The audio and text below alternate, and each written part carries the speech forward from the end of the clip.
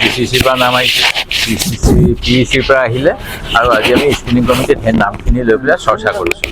তাতে যিখিনি ক্ৰম আছে ক্ৰমখিনিৰ বিষয়ত আলোচনা হৈছে। সিদ্ধান্ত চেণ্ট্ৰেলি ইলেকশ্যন কমিটিয়ে কৰিব।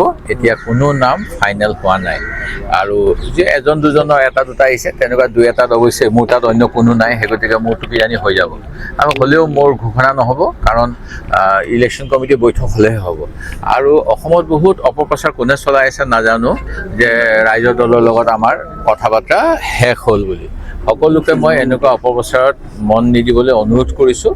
কোনো সিদ্ধান্ত হোৱা নাই, আলোচনা চলি আছে। অখিল গগৈ ডাঙৰীয়াই বহুতকেইটা ছিটৰ ক্ষেত্ৰত মানে আমাৰ লগত যোগাযোগ কৰি আছে।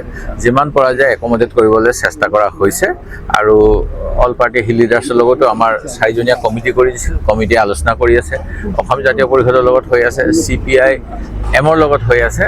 কিন্তু যিটো কথা এতিয়া মোক এতিয়া মই মেছেজ কেইটামান দেখিলোঁ, মোক দেখাই দিছে, সেইখিনি মেছেজত যিখিনি কথা আহিছে সেইখিনি ছাপোৰ্ট কৰিব লগা কোনো কথা মোৰ হাতত নাই। আজি অখিল গগৈ যোৱাকালিও দিছিল, কিন্তু তাৰ আগদিনাও দিছিলে, তেখেতে দি থাকে। হয়, মাতা নাই বুলি কৈছে। কাইলৈ কিবা বৈঠক আছে যদিও নাজানো মই, কাইলৈ কি বৈঠক আছে মইতো গম নাপাওঁ।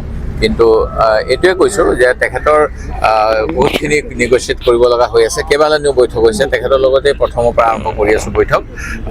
সেই গতিকে অলপ সময় লাগিছে। আমি বুজা পৰালৈ আহিবলৈ নিশ্চয় চাম।